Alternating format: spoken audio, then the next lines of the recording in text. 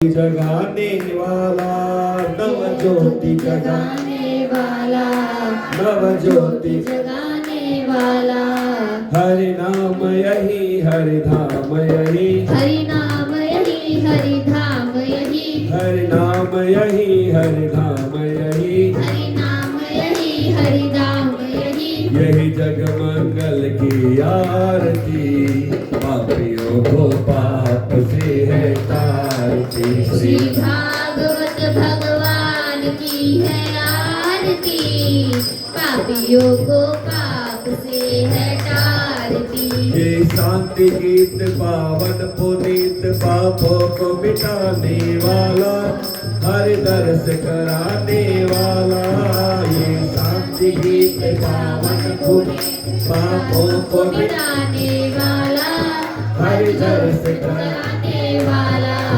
हरि दर्श कराने वाला हरि दर्श दर्श कराने वाला ये सुख करनी ये दुख करनी ये सुख करनी ये दुख करनी ये सुख करनी ये दुख हरनी ये सुख करनी ये दुख करनी श्री मधुसूदन की आरती पापियों को पाप से है तारती श्री भागवत भगवान की है आरती पापियों को पाप से है तारती श्री भागवत भगवान की है आरती पापियों को पाप से है तारती श्री भागवत भगवान की है आरती पापियों को पाप से है तारती ये मधुर बोल जग फंद खोल सन मार्ग दिखाने वाला बिगड़ी को बनाने वाला बिगड़ी को बनाने वाला बिगड़ी को बनाने वाला श्री राम यही घनश्याम यही श्री राम यही घनश्याम यही श्री राम यही घनश्याम यही श्री राम यही घनश्याम यही यही प्रभु के महिमा की आरती पापियों को पाप से है तारती श्री भागवत भगवान की है आरती पापियों को पाप से है तारती श्री भागवत भगवान की है आरती पापियों को पाप से है तारती श्री भागवत भगवान की है आरती पापियों को पाप से है तारती कर्पूर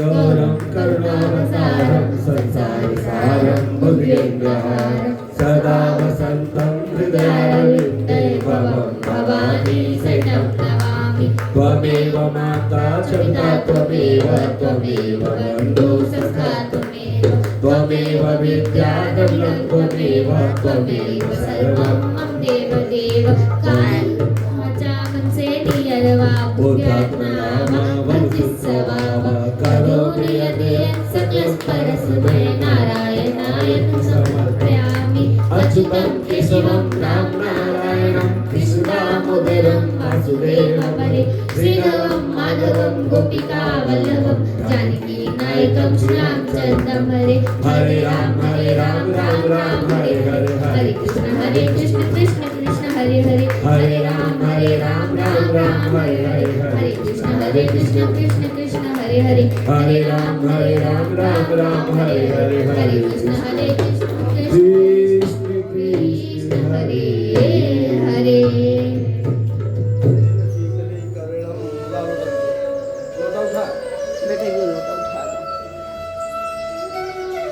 एक फूल लाओ जैसे वो थैली में से फूल ले लो रोटी रात में रोटी हरदम रोटी रोटी प्रभु भजन नहीं किया जो तूने किस्मत तेरी खोटी कबो भजन नहीं किया तूने किस्मत तेरी है खोटी प्रभु भजन नहीं किया जो तूने किस्मत तेरी खोटी प्रभु भजन नहीं किया तूने किस्मत तेरी है खोटी श्रीमन नारायण नारायण नारायण श्रीमन नारायण नारायण नारायण श्रीमन नारायण नारायण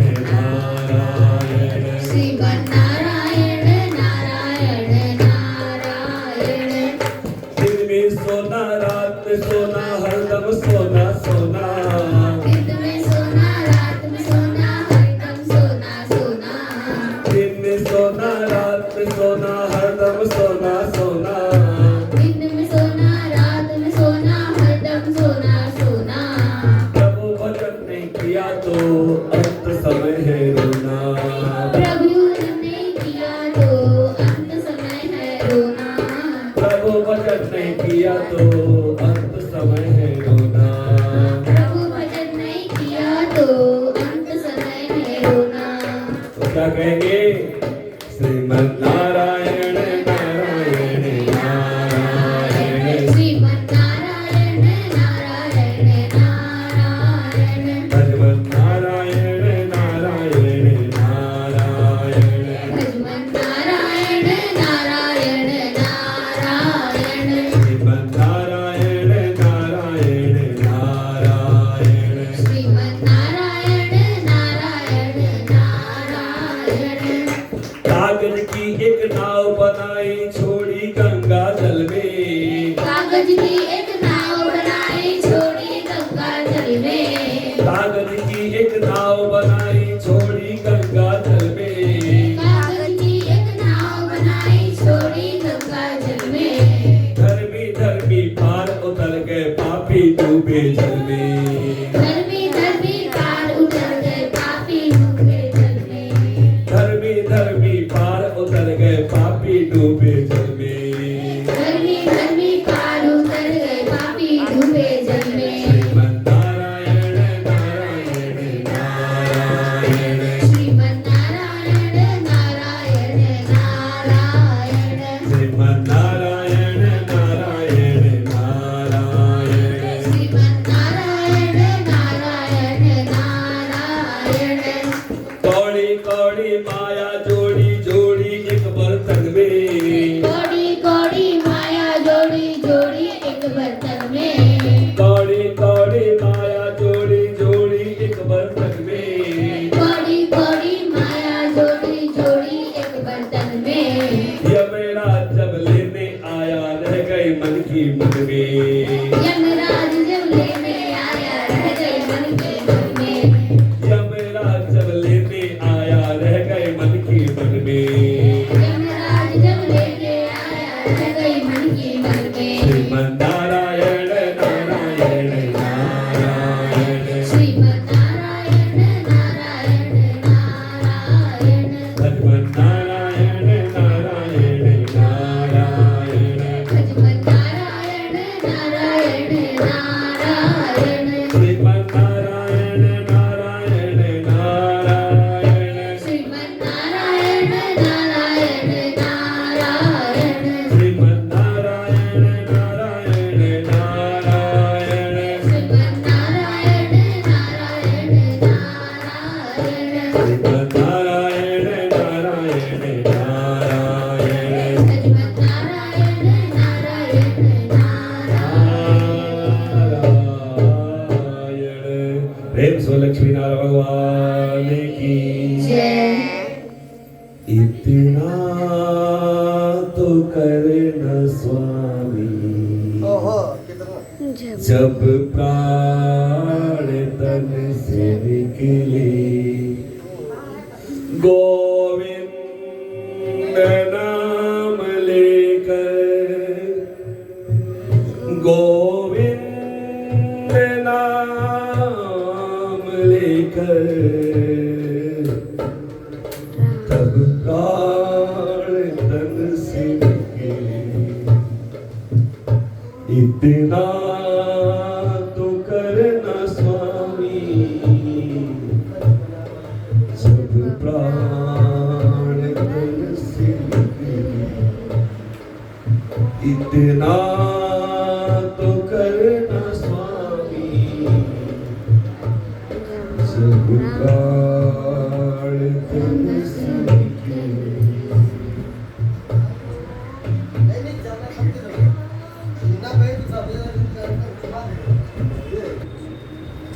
चलो अंत समय ही सही, कम से कम भगवान ने मेरी सुध तो ली। सुखदेव जी को जो देख रहे हैं, देखने के बाद सहज में एक तरह विश्वास हो गया, जैसे डूबते हुए को तिनके का सहारा होता है, वैसे ही राजा परीक्षित को एक सहारा मिला है। राजा परीक्षित सुखदेव जी से कहते कि महाराज मैं आपसे कुछ पूछना चाहता हूं। अच्छा, बोलते बोलते उनकी आंखें भर गई, गला अवरुद्ध हो गया है, और गला अवरुद्ध होने के बाद करे तो क्या करे समझ में नहीं आता। राम राम हरे हरे, हरे राम राम राम हरे हरे, हरे कृष्ण कृष्ण कृष्ण हरे हरे, हरे कृष्ण कृष्ण कृष्ण हरे हरे, हरे राम राम राम हरे हरे, हरे राम राम हरे हरे, हरे कृष्ण कृष्ण कृष्ण हरे हरे, हरे कृष्ण कृष्ण कृष्ण हरे हरे। प्रेम स्वरूप मात की जय राधा रानी सरकार की जय जय जय श्री राधे, जय जय जय श्री राधे, जय जय श्री राधे। तो राजा परीक्षित सिर नीचे किए हुए बैठे और आसन खाली है। सुखदेव जी आए, किसी से कुछ नहीं पूछा, कहाँ बैठना नहीं बैठना है। सामने एक सोने का सिंहासन रखा हुआ है, उसी पर आकर बैठा। चिंता मत करिए, आपसे हमको सीखने को मिलता, हम दोनों एक दूसरे को सिखा रहे हैं। ये कोई बड़ी बात देव जी को, क्या सुखदेव जी का स्वरूप है, उनके चेहरे पे जो तेज है, ऐसा लगता है हाँ वास्तविक तेज जो है उनके चेहरे पे ऐसा झलक रहा है। राजा परीक्षित ने आंख खोला, देखा, लगा साक्षात नारायण आ गए। आश्चर्य, कैसे आ गए प्रभु? तो सुखदेव जी हंसते हुए कहते हैं, भाई बात क्या है, बड़े विह्वल हो, बड़े परेशान हो, उसका कारण क्या है ये तो बताओ। महाराज क्या बताओ, मैं बड़ा किंग चिंते में विमूढ़ हो गया और समझ में नहीं आ रहा क्या करो क्या नहीं करो। कहा क्या हो गया ऐसा ये तो बता दो। कहा सबसे बड़ी बात यह हो गई कि अब मैं कहाँ जाऊं, कौन सी दिशा में जाऊं ये समझ में नहीं आ रहा। अगर किसी को पता चल जाए कि हमारी मृत्यु होने वाली है, अब हम संसार से जाने वाले हैं, तो सामान्यतया लोगों के मन में मोह भर कर जाता है। याद रखिएगा, जब अंत समय आता है तो जीव के मन में इतना मोह घर कर जाता है, अपना पुत्र, अपना घर, अपना धन दांत से पकड़ के रखते हैं। अभी तो आपके मन में दया करने की भावना है, दान करने की भावना है, लेकिन जब वह समय आता है तो इतना मोह बढ़ जाता है कि हम सोचते हैं हमारे बच्चे हमारे पास ही रहे, सारा जितना चीज है सब कुछ हमारे पास रहे, कोई भी इधर उधर नहीं जाए, इस तरह की भावना होती। तो अब मैं क्या करूं? मुझे तो पता चल गया 7 दिन में मैं जाने वाला हूं, तो करना क्या चाहिए? आपसे पूछता हूं, हे योगियों के परम गुरु, आप बताइए कि जीव का सबसे बड़ा कर्तव्य क्या है? क्या करे वो? जप करे, वह उसका कर्तव्य है। स्मरण करे, भजन करे, करना क्या चाहिए ये समझ में आ नहीं रहा है। अच्छा, करना तो बहुत कुछ चाहिए लेकिन कर नहीं पाता है। तो मैं जानना ये चाहता हूं कि जीव को कौन सा ऐसा कर्म करना चाहिए जिससे उसकी मुक्ति हो जाए, मोक्ष हो जाए। तो कहा अच्छा ये बात है। सुनो, पहले तो सबसे बड़ी बात यह है कि आमतौर पे जीव सो रहे। सुखदेव जी का जो सबसे पहला उत्तर है वही है, निद्रया ह्रियते नक्त। राजा परीक्षित ने कहा बाबा कहाँ सो रहे हैं, जाग तो रहे, देख तो रहा हूँ ये जाग रहे हैं, सब तो जाग रहे हैं, आँख खुला है, सोया कौन है? कहा नहीं जानते हो, जीव को ऐसा लगता है कि मैंने अपने कुटुंबी यानी बाल बच्चों को पाल पोस दिया, हमारा कर्तव्य हो गया, सबसे बड़ा कर्तव्य हमारा हुआ। माता पिता की सेवा कर दिया, हमारा काम हो गया, हमको पुण्य मिल गया। नहीं मिलता। चौंकिएगा मत, सुनिए, नहीं मिलता। केवल माता पिता की सेवा कर देने से, केवल बाल बच्चों का पालन पोषण कर देने से आपको आपका कर्तव्य पूरा नहीं होता, आपको मुक्ति नहीं मिली।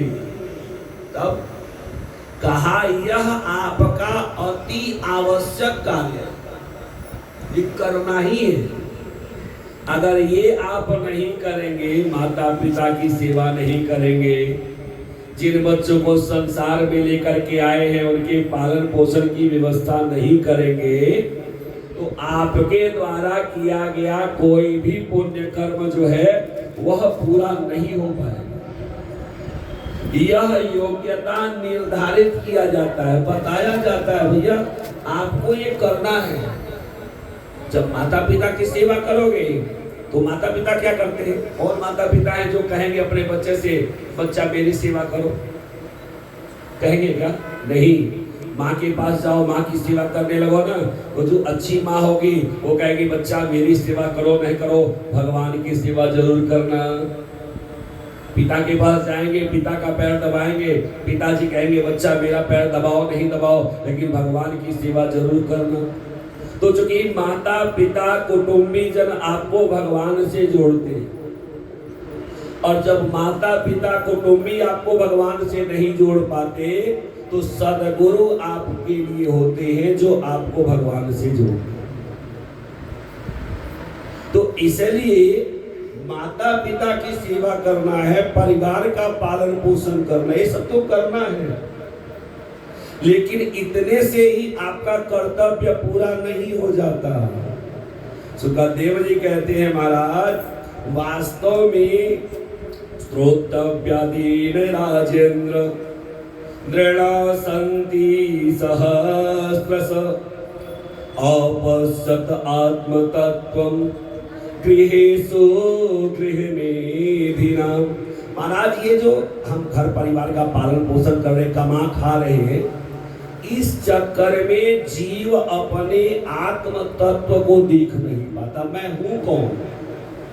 आपसे पूछा जाए, हमसे पूछा जाए भाई आपका नाम क्या है, तो आप बता देंगे या मैं बता दूंगा मेरा नाम ये है।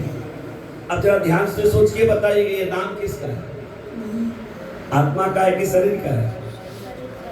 तो हम शरीर के नाम के चक्कर में शरीर के पीछे ही भागते रह जाते हैं, आत्म तत्व को कभी देखा ही नहीं। जब आत्म तत्व को देखेंगे, हमने चूंकि शरीर को ही अपना मान लिया है, इसीलिए हम दुखी भी होते हैं, सुखी भी होती है, हानि भी होता है, लाभ भी होता है, जीवन भी होता है, मरण भी होता है। और अगर हम इन सबसे ऊपर उठ करके चले जाते हैं, मैं शरीर नहीं, मैं क्या हूं? अहम ब्रह्मास्मि, मैं ब्रह्म। परमात्मा को हम बाहर खोजते हैं, इसलिए पाप पुण्य के चक्कर में डरते रहते हैं। परमात्मा तो हमारे अंदर है। को कहाँ ढूंढे रे बंदे, मैं तो तेरे पास में, ना मैं मंदिर ना मैं मस्जिद ना काबा कैलाश में, मोको कहाँ ढूंढे रे बंदे। तो आप जब अपने अंदर देखोगे ना, तो आप परमात्मा के जब दर्शन करोगे, आत्म तत्व के दर्शन करोगे, तो आपको चारों तरफ परमात्मा ही दिखाई देगी। फिर ये नहीं दिखाई देगा ये मेरी बहन बैठी है, मेरी माँ बैठी है, मेरी चाची बैठी है, मेरी बिटिया बैठी है, नहीं दिखाई। क्या दिखाई देगा?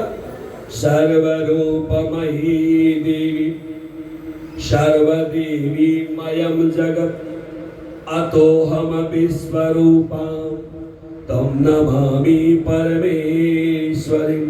तो जब आप आत्म तत्व में देखोगे तो आपको पता चलेगा। कई बार ऐसा होता है कि आपको से मिला, हमको लगता है इनको कहीं पे नहीं देखा है, कई बार ऐसा होता है। और कई बार ऐसा होता है कि कोई व्यक्ति मिल जाता है तो देखने के बाद इतना कुढ़न मन में होने लगता है, नहीं इनसे नहीं मिलता तो ज्यादा अच्छा। हालांकि है वो हमारा मोह, क्या है, मोह है। लेकिन जब किसी को देखकर आपके मन में आवाज आ जाए ना, तो समझ लीजिए उनके अंदर के ब्रह्म तत्व को आपने देखा। तो इसलिए सुखदेव जी कहते हैं, अब प्रथम स्कंद खत्म, दूसरा स्कंद प्रारंभ होने वाला है। सुखदेव जी महाराज कहते हैं कि देखो ऐसा है, आत्मा और माया का बड़ा घनिष्ठ संबंध है, क्योंकि आत्मा इस प्रकार से माया से आच्छादित है कि जीव उस माया के पार जा ही नहीं पाता है। इसीलिए बार बार हम जाते हैं और भगवान का दर्शन करने जाते हैं। कौन से रूप का दर्शन करते हैं? दर्शन करने आते हैं, भगवान का दर्शन करने आते हैं, बांसुरी वाले का दर्शन, क्या दर्शन करते हैं? आइए दर्शन करवा देता हूं आपको। बंसी विभूषित कर नवनीर दावा पीतांबर अरुण बिंब फलाधरोष्ठ पूर्णेन्दु सुंदर मुखादर बिंद नेत्रा। अब ये सारा हमने देखा, हाथ में बांसुरी है, पीतांबर धारण किए हुए है, कमल की पंखोड़ी की तरह होठ है, सर्वांग सुंदर है। फिर लास्ट में क्या कहा? लेकिन कृष्णा परम किमपि तत्वम अहम न जाने। हमने सब देख लिया लेकिन आपके तत्व का दर्शन ही नहीं कर पाए। क्यों? क्योंकि हम तो बांसुरी में भगवान को खोज रहे हैं, हम तो मोर मुकुट में भगवान को खोज रहे हैं। अच्छा एक बात बताइए, क्या भगवान ने मोर मुकुट पहना इसलिए वो सुंदर है? भगवान ने, जैसा हम कहते हैं ना, आज किसने किया श्रृंगार सांवरे, तो क्या श्रृंगार के कारण भगवान सुंदर लगते हैं क्या? अरे भगवान तो वो है जिनसे श्रृंगार भी जुड़ करके सुंदर हो जाता है। कभी कभी कोई लोग ऐसे होते हैं कि उनको कुछ भी पहना दीजिए वो सुंदर ही दिखेगा, और कुछ लोग ऐसे होते हैं हमारे जैसे, चाहे कितना भी अच्छा पहना दीजिए बेकार है।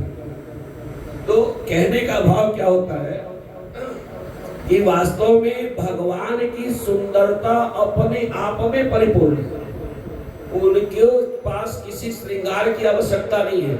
लेकिन हमारा मोह ऐसा है, हमारी आत्मा इस प्रकार से माया से आच्छादित है कि हम केवल भगवान के बंसी को देखते हैं, होठ को देखते हैं, पीतांबर को देखते हैं, उनके तत्व को नहीं देखते। सुखदेव जी ने कहा कि तत्व को देखो। जब तत्व को देखोगे तो आपको परमात्मा के दर्शन सब में होंगे। तृण से लेके, घास से लेकर के और पर्वत तक जितनी चीजें, चींटी से लेकर के हाथी तक जितने जीव हैं, छोटे छोटे कीड़े से लेकर के और विशाल काय जीव तक, सब में परमात्मा के दर्शन करो। यह आनंद, तब जाके आप मुक्त हो पाओगे। महाराज ये माया से आच्छादित कौन करता है? तो सुखदेव जी का नहीं जानते हो? भगवान जब लीला करने की उनकी इच्छा होती है तो इस संसार में सृष्टि की रचना करते हैं। दूसरे स्कंद में पहुंच गए, जिसको रोज गुरु जी पाठ करते हैं, आप सुनते हो, पुरुष सूक्त का पाठ सुनते हो। भगवान के एक नहीं हजारों हाथ हैं। सहस्त्र शिरसा पुरुष सहस्त्राक्ष सहस्त्रपाद सबोमेकं सर्वतः अस्मत्वा तिष्ठत् सांगूलम्। इतना विशाल का शरीर है कि पूरे ब्रह्मांड को उन्होंने अपने अंगुली का जो अंगूठा है, इसके 10वें भाग में उन्होंने पूरे के पूरे ब्रह्मांड को बसा। सारे छोटे छोटे छोटे छोटे जीवों की रचना करी। छोटे जीव संगठित होकर बड़े होते चले गए, सब बना गए। बनाने के बाद देखा कि सब एक दूसरे से अलग अलग है। तो भगवान ने सोचा कि सब अलग अलग है, इसमें आनंद कैसे आएगा? तो उन्होंने बीच में माया की रचना करी। अब वो माया कई रूप में आ गई। कहीं मोह के रूप में आ गई, कहीं राग के रूप में आ गई। और मोह और राग जब बहुत ज्यादा संघनीभूत होता है तो द्वेष, क्रोध, ईर्ष्या ये सब अपने आप प्रकट होता है। भगवान ने जानबूझ करके सबको रचा, इसलिए रचा ताकि हम सब एक दूसरे से जुड़ जाए। अच्छा, भगवान ने सोचा तो ये था कि अगर अकेले रहेंगे तो हो सकता है कष्ट पड़ेगी, तो पता नहीं अकेले निभा पाएंगे कि नहीं। साथ में रहेंगे तो साथ में मिलके कोई धर्म करे। भागवत की कथा है, देवी जी के मन में विचार आया कि नहीं भागवत जी कथा सुनिए, बहुत अच्छी बात है। फिर आप सबने मिलके सपोर्ट किए, है ना। तो आज भागवत जी का प्रतिमूर्ति आपके सामने आ गया। फिर सब लोग, क्योंकि ये जो कथा होती है संकल्प केवल एक के रूप में होती है, वो धन्यवाद के लिए बहुत बड़े धन्यवाद के पात्र हैं। लेकिन उस संकल्प को जितने लोग मिलकर के पूरा करते हैं, आज के समय यह जो जगह है अपने आप को बड़ी भाग्यशाली महसूस कर रही है कि देखो एक आज ऐसा समय आया कि इतने सारे लोग मिलकर के भागवत जी की कथा सुनते। तो सबसे बड़े धन्यवाद के पात्र कौन है? इस सोसाइटी के रहने वाले सभी लोग धन्यवाद के पात्र हैं। यद्यपि कष्ट तो होता है, कथा होती है, बच्चों के एग्जाम्स हैं, परीक्षाएं हैं, सारी चीजें हैं, परंतु इतना कष्टमय समय निकालने के बाद भी अगर आप भगवान की कथा में सहयोग कर रहे हो तो भगवान इस चीज को देख रहे हैं और उसके अनुसार आप सबको शुभ फल की प्राप्ति, सबका कल्याण होगा। क्योंकि यज्ञ किसी एक के कल्याण के लिए नहीं होता है, सर्वजन हिताय च, सबके कल्याण के लिए होता है। तो भगवान ने सोचा कि अकेले व्यक्ति कोई रहेगा तो दुख पड़े, सुख पड़े, घबरा सकता है, परेशान हो सकता है। तो उन्होंने माया की रचना करी ताकि सब लोग एक दूसरे से जुड़ जाए। परंतु हुआ क्या? उस माया से ऐसे आच्छादित हो गए कि उस माया के चक्कर में आत्म तत्व को भूल गए। अब यह माया कई रूपों में आपके सामने आने लगी। सुखदेव जी कहते सुनो, बहुरूप इवा भाति माया बहुरूपया रममाणो गुणस्व अस्या ममाहमिति मन्यते आत्मतत्व विशुद्धयर्थ यदाहं भगवनागतम् ब्रह्मणे दर्शनम रूपम व्यलेकम वृतादृतम्। अब इस प्रकार से माया के आपको दर्शन होने लगे और ऐसा माया में फंस गए कि जीव सुख को दुख समझने लगा और दुख को सुख समझने लगा। भगवान ने माया बनाया तो बड़ा सही सरकारी के लिए था, लेकिन जीव ऐसा फंसा कि वह सुख को दुख समझने लगा, दुख को सुख समझने लगा। कहा राजा परीक्षित ने, बाबा कैसे? आज जैसे आप पूछ रहे हो कैसे, ऐसे एक बार विदुर जी महाराज ने मैत्रेय जी से पूछा। हमने कहा ना कथा एक बार में 4 जगह चलती है, याद होगा अगर आपको तो। पहली कथा नैमिषारण्य में चल रही है, सूत और शौनक आदि ऋषियों के बीच। दूसरी कथा चल रही है राजा परीक्षित और सुखदेव जी के बीच में, याद रखिएगा। तीसरी कथा चल रही है विदुर और मैत्रेय जी के बीच में। चौथी कथा राजसूय यज्ञ में चलेगी महाराज युधिष्ठिर और भगवान श्री कृष्ण के बीच में। 4 जगह कथा चल रही है। तो यहाँ पर जो प्रश्न राजा परीक्षित ने पूछा कैसे, वही प्रश्न विदुर जी महाराज ने मैत्रेय जी से पूछा। कहा कब पूछा, कैसे पूछा, जरा बताइए। अब यहाँ से तीसरा स्कंद जब प्रारंभ होता है तो विदुर और मैत्रेय जी का संवाद होता है। विदुर जी ने अपने समय में धृतराष्ट्र को बड़ा समझाया कि देखो भाई के हंस को नहीं पचाना चाहिए, भाई के हिस्से को खा करके कोई सुखी नहीं रहा। आपके पास थोड़ा सा धन है, उसी में संतोष कर लो, आप हमेशा सुखी रहोगे, आप सुखी रहोगे, आपके बच्चे सुखी रहेंगे। लेकिन भाई के अंश को अगर खा जाओगे तो ना आप सुखी रह पाओगे और ना आपके बच्चे सुखी रह पाएंगे। तो इसलिए दे दो, लेकिन माने नहीं। युद्ध हुआ और अंत में विदुर जी महाराज सब कुछ छोड़ के वन में आए। वन में आए हैं और वन में आकर के एकांतवास कर रहे हैं। एकांतवास करते करते संजोग देखिए ऐसी स्थिति बनी है कि इनको उद्धव जी के दर्शन होते हैं। उद्धव जी जा रहे थे बद्री आश्रम दर्शन करने के लिए, दर्शन हो गए। और ये कोई एक दिन की तपस्या नहीं है, ये शुरू से ही भगवान श्री कृष्ण को अपना आराध्य मानते हैं। उसी क्रम में विदुरानी ने केले के जगह पे छिलका खिलाया, वो सारी चीजें हैं आप सब जानते हो। तो यहाँ पर उद्धव जी से मुलाकात हुई। कहा महाराज मैं चाहता हूँ कि भगवत कथा के विषय में थोड़ा समझा दीजिए तो बड़ा अच्छा हो। उद्धव जी ने कहा देखिए ऐसा है, मेरा मन यहाँ है, मेरा मन लगा हुआ है बद्री आश्रम, तो मुझको रोके आप रखेंगे तो मैं उतने अच्छी तरह से आपको कथा नहीं सुना पाऊंगा जैसे सुनाना चाहिए। कहा तब कहा एक काम करिए, कुछ दिन प्रतीक्षा करिए, मैत्रेय मुनि आएंगे और आपको पूरी तरह से अच्छी कथा सुनाएंगे। उद्धव जी चले गए, इंतजार करते रहे और मैत्रेय मुनि का आगमन हुआ। मैत्रेय मुनि का पाद्य अर्घ आदि से पूजन किया और पूजन करने के बाद विदुर जी महाराज हाथ जोड़ करके मैत्रेय से पूछते हैं सुखाय कर्माणि करोति लोको न ते सुखम मानुदपरायमव विन्दते भूयस्तत एव दुःखम् यदत्र युक्तं भगवान वदे। जीव सुख के लिए कर्म करता है परंतु उसको सुख की प्राप्ति नहीं हो पाती, क्योंकि सुख की प्राप्ति सांसारिक कर्मों से हो भी नहीं सकती। याद रखिएगा, आप अगर यह सोचते हो कि आप पुण्य कर रहे हो आपको सुख मिल जाएगा, दान कर रहे हो आपको सुख मिल जाएगा, आपका भ्रम है। आप जब पुण्य करते हो, दान करते हो, तो आपके अंदर भगवान की भक्ति जागृत होती है। और जब भगवान की भक्ति जागृत होती है तो मन में विचारता नाम जप करेंगे। जब नाम जप करना शुरू करते तो नाम जप करते करते करते करते आप सबके अंदर परमात्मा को देखने लगते हैं।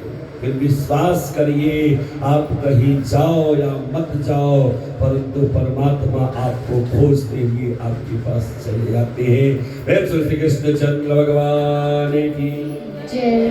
मैत्रेय जी महाराज कहते हैं जी सब कुछ करे परंतु अगर भगवान श्री कृष्ण से विमुख है तो उसके द्वारा किए गए कोई भी कार्य सफल नहीं होते। कुछ भी आप कर लीजिए, कितना भी मंत्र जानते हो, तंत्र जानते हो, जप जानते हो, पूजा जानते हो, और भगवान श्री कृष्ण की भक्ति नहीं है तो सब कुछ करना आपका बेकार हो जाएगा।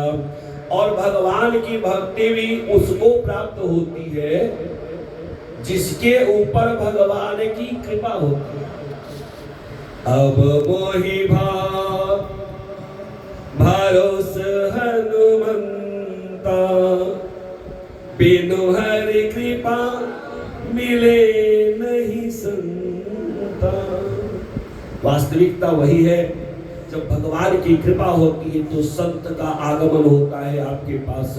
अगर आपने संत से कुछ पा लिया तो समझ लो आपका जीवन धन्य है, नहीं तो खाना पीना सोना तो जीवन भर लगा। मैत्रेय जी कहते महाराज आप पूछ रहे हो, आप विदुर ने कहा पूछ तो मैं ही रहा हूं। अरे महाराज आप कौन हो भूल गए? जीव प्रायः भूल जाता है कि वह है कौन। मैत्रेय जी ने कहा आप जानते हो कौन हो? आप साक्षात धर्म हो। और मांडव्य ऋषि के श्राप के कारण आज आपने दासी पुत्र के रूप में जन्म लिया। कहा बाबा ये तो बड़ी अजीब बात आपने कही, अगर मैं धर्म हो तो दासी पुत्र के रूप में क्यों जन्म हुआ? कहा आपको याद नहीं है, आप भूल गए हो, माया से आच्छादित हो गए हो। सुन लो, ये कथा उस समय की है जब मांडव्य ऋषि अपने आश्रम में बैठ करके तपस्या कर रहे थे और जिस राजा के राज्य में होते रहते थे उसी राज्य में चोरी हो गई। अब चूंकि आंख बंद करके तपस्या कर रहे हैं, इनको पता नहीं कि क्या हुआ अगल बगल में। चोरों ने चोरी किया और भागते हुए थोड़ा सा सामान पता नहीं किस कारण से उन्हीं के आश्रम में फेंक करके चले गए। पूर्व जन्म का अब फेंक करके चले गए। संयोग देखिए, सिपाहियों को चोर तो मिले नहीं, देखा सामान पड़ा हुआ तो कहा बस करो यही चोर है और हम पकड़ न ले, इसलिए आंख बंद करके पड़ा। सिपाहियों ने पूछा महाराज आप चोर हो? अब वो काहे को बोलने जाए, उनका ध्यान रहे तब न बोले। वो तो आंख बंद करके परमात्मा के ध्यान में, इनको पता ही नहीं कि मेरे साथ क्या हो रहा है, बोले ही नहीं। 3 बार पूछा चोर हो चोर हो चोर हो, कुछ नहीं बोला। मौन स्वीकार लक्षण, चुपचाप है, कुछ बोल नहीं, इसका मतलब चोरी की है, ले चलो। अब चलने की स्थिति में तो वो है नहीं, ऐसे पद्मासन लगा के बैठे हुए वैसे सिपाहियों ने उठा लिया, लेके गए और दरबार में रख दिया। राजा ने कहा किसको पकड़ लाएगा? हमारा चोर है। पूछना ठीक है, पूछने पे बोलता भी नहीं है चोरी की नहीं की। राजा पूछते चोर हो? वो कहाँ बोले, उनका ध्यान रहे तब न बोले मेरे साथ हो क्या रहा। अच्छा उनको पता भी नहीं है, सिपाही लेके चले गए, बिठा दिया, उनको पता नहीं है। वहां भी राजा ने पूछा, इन्होंने उत्तर नहीं दिया। राजा ने कहा बस करो, इसका मतलब ये पक्का चोर है। तो उन दिनों राजा के यहाँ नियम था कि जो चोरी करता था उसको लोहे के सुच्चे पर बिठा दिया जाता। अब मांडव्य ऋषि को आदेश दे दिया इनको भी ले आके वैसे बिठाओ। अब लोहे का सुच्चा समझते हैं, नुकीला, उसके ऊपर बिठाया गया। जो बिठाया गया तो वह गोदा से प्रवेश करते हुए शरीर को चीरते हुए और ब्रह्मरंध्र में आके फंस गया, क्योंकि यहाँ पे परमात्मा का वास है। साधना के जब चौथी अवस्था तुरीय अवस्था में पहुंचते हैं ना, तो ब्रह्मरंध्र में आकर के जीव स्थित हो जाता है, वहीं से फिर मुक्ति। इसके यहाँ से फट गया फिर पूरा है।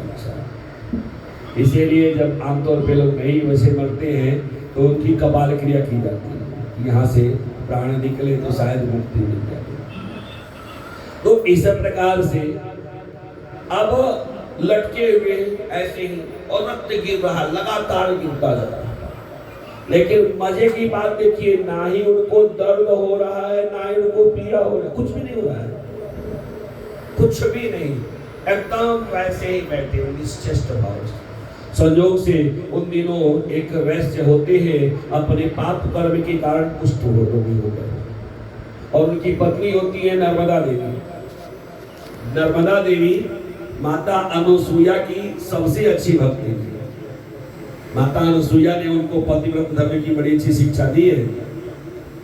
और एक बार जो वैश्य होते हैं उनका नाम अरुण है, तो चल नहीं पा रहे हैं, पूरा पांव काम करना बंद कर दिया, कमर के नीचे से भाग काम करना बंद कर दिया है, ऊपर वाला भाग थोड़ा ठीक ठाक है। और स्थिति यह बनती है कि जैसे ही ये गए स्नान कराने के लिए लेके जा रहे हैं तो उधर से एक इन्होंने नगर वधु को देखा। नगर वधु समझ रहे हैं? नगर वधु समझ रहे हैं किसको बोलते? नहीं, जो खराब स्त्री होती है ना, जिनका चरित्र खराब होता है, उनको नगर वधु। तो अब नगर वधु को देखा, बड़ी सुंदर है। देखने के बाद अब शरीर में ताकत नहीं है, लेकिन वो सांस खींच रहे हैं, छोड़ रहे हैं,